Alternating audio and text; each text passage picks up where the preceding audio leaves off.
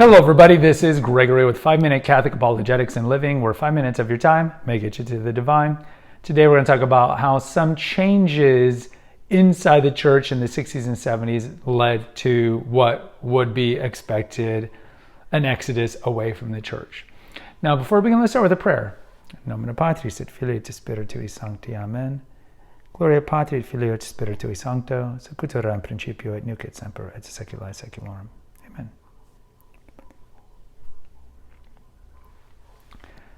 Now, to upset the mad rad trads, who I had a lot of those viewers early in this channel, this episode is not going to be attacking Vatican Council II. What I would say, it's going to be lamenting some changes that happened in the liturgy in the 1970s and 80s by those who maybe hijacked what I guess could be called the spirit of Vatican II. So we know the Novus Ordo Mass, or the vernacular Mass, was rolled out in 1969, 1970. And so you saw a lot of changes that happened in the architecture of churches. And one of the things that I think we're really going to focus on is more in the interior. See, it was always understood that the crucifix, the corpus, was important. Paul talks about in 1 Corinthians, we teach Christ crucified. And by looking at the crucifix reminds us of the sacrifice that Christ made for us.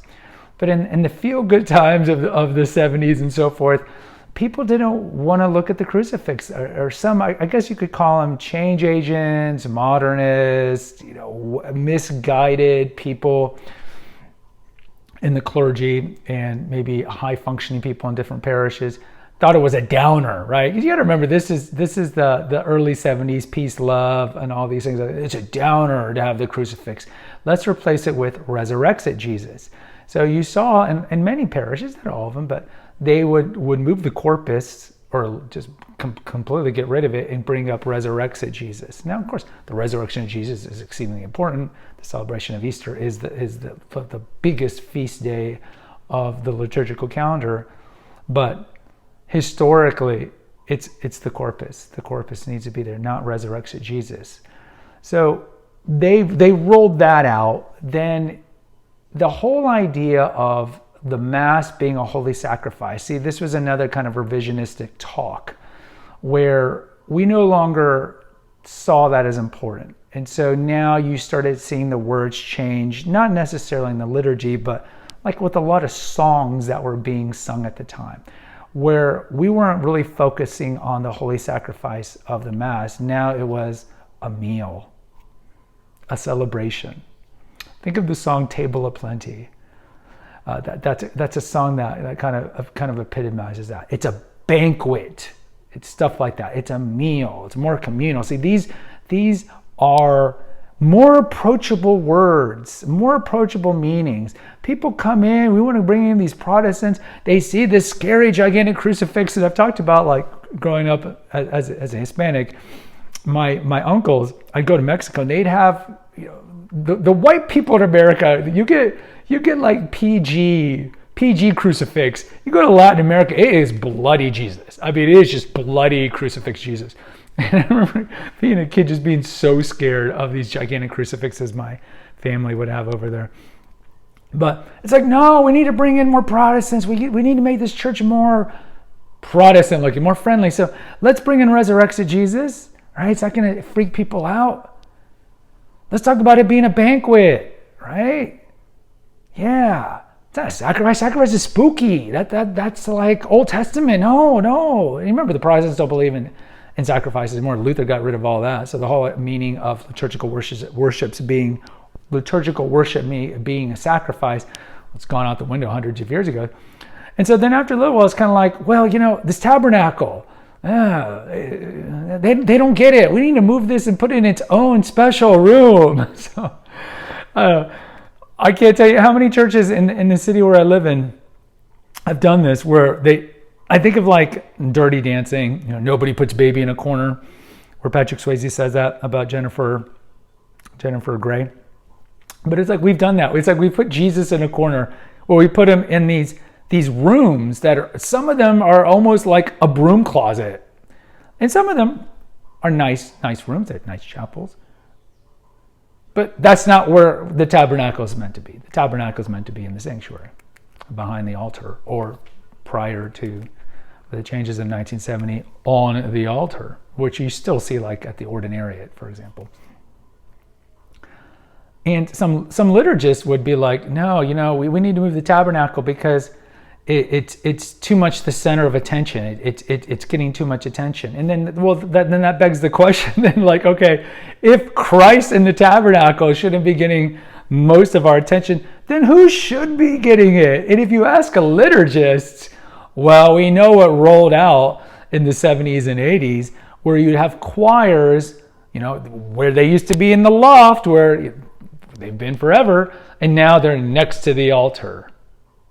And so it went from, instead of their job being encouraging people to sing, now it's more of the performance. We need to watch you sing. Well, they'll sing songs at a key where no men can sing. And then at the end of Mass, like I'm at the orchestra. Right? Or it's the MC priest. We have a video on this, the master of ceremony priest. How many of you've seen these, right? It's about him, right? He's got to exude his personality. So he does are there any birthdays this month? Any weddings this month? And then they do the joke of the day and all these things. It's just like, what? Right? So who's supposed to be the center of attention? Depending on who you ask. Many times they think it's the priest, or they think it's the music. And so the Mass went from being the sacrifice, something that's solemn, that would have beautiful music and so forth. Then after that, it went to a celebration, a communal celebration, the horizontal approach to worship instead of the vertical approach to worship. And so you brought in this music, which I would call like Elton John, which you can still find in a lot of parishes in 2023 America today, the piano-based music. So you bring in the Elton John music, you move the tabernacle away, you bring in the resurrected Jesus, and there's more of just this casualness. You see extraordinary ministers now, there's 10 of them come up there. Most of them are not properly dressed in suits and nice dresses. And all this signifies to the people that, well, this isn't really an important service to be at. This isn't important because the people aren't really dressed up. The music is very contemporary. The tabernacle's gone. We got happy Jesus, resurrected Jesus. And then in addition, let's put in the banners and some other things. And so not shockingly, the pews were empty. People stopped going to Mass because there was nothing sublime. There was nothing perceived to be sacred. In addition to this, we got rid of a lot of the bells and smells, like incense. And so it's like, in the attempt to make our Masses more approachable to the Protestants, we lost a lot of what made the Mass Catholic. And Annabella Bonini, who was kind of the architect of the Novus Ordo Mass, he even said that we want to make the Masses more approachable to Protestants in the spirit of ecumenism. But what you did was really turn off, for lack of a better word, a lot of Catholics who were already poorly catechized as it was. And then, well, it's like if the Mass essentially is a celebration and a banquet, well, I'm just going to go somewhere where there's better music and there's going to be more fellowship and a more emotional feeling. And this is why you saw the kind of diaspora to a variety of evangelical megachurches where they have the big bands, they have the emotion, they have all these great things where you feel it. So all this was kind of tied up and led to a lot of people leaving the faith during the 70s and 80s. And I was in Catholic schools, if you look at from first grade to college, from 80 to 96 or so. And so I saw a lot of these. I remember my university having the pantomime Our Father, where these people would come dressed up as mimes during the Our Father. They would just come out of the woodwork and do a liturgical dance of some sort to the Our Father. And I mean, I understand on one level, these are like, I don't want to say these are like fifth column change agents, Marxists who want to undermine the church. I'm not saying that. I think a lot of these well-intentioned liturgical advisors and maybe these well-intentioned priests that allowed it really had the spirit of Vatican II, right? They wanted to revolutionize the Mass and do all these things. And of course, a lot of you guys have heard of the various liturgical abuses that have happened to the liturgy, just the clown Mass, all these just horrible things that I think as a whole, these are well-meaning people. And they just ran away with it. They ran away with it. And the ancillary effect was people left the pews. And I've talked about this recently, how you look at, let's say, a 70-year-old pastor of the typical suburban parish that maybe has a third of the pews full on a Sunday. Half of those people show up late to Mass and leave after the Eucharist.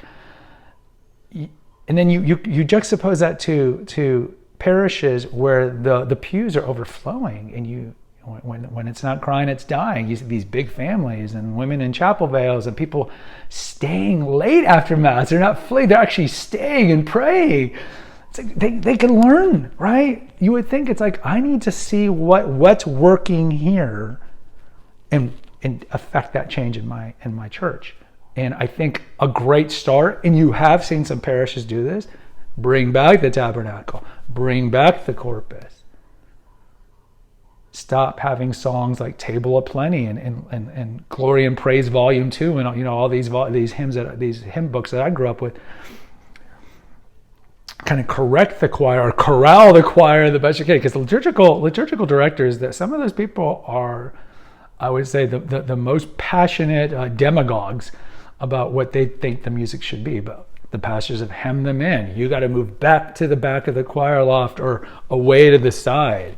And so there are good priests that are trying to change these things, because they have seen that these things that were incorporated from the spirit of Vatican II didn't work, and it's not working, and we need to do something about it. So kudos to those pastors that are doing that and the leading people in those parishes for doing that. And we just have to pray for the other parishes, because almost all of you have gone to parishes where as soon as you walk in, you're just like, and this is why I have my Instagram channel, Catholic or Protestant, where I post a picture every day of a church, and you have to guess if it's Catholic or Protestant. There's a link in the episode notes, because you just see some of these churches. It's like the brutalist architecture of Europe in the 1970s. Like, what were they thinking? Just these churches are just so either horrifically ugly and uninspired, or they're just the worst abuses of the spirit of Vatican II in terms of their architecture. And like, what has worked? The basilica form of architecture that we've had since Constantine. That has worked. And you know that. You go to Latin America, you go to Europe, you go to these old churches, and you just see it, you feel it, everything. It's there. And it's sad that we had these people who, in their earnestness and in their attempt to bring ecumenism, took away so many things that were Catholic, that made our masses so beautiful. And we just have to pray that we bring this back. Guys, post in the comments. I'd love to hear from you. Until next time, take care. God bless and pray.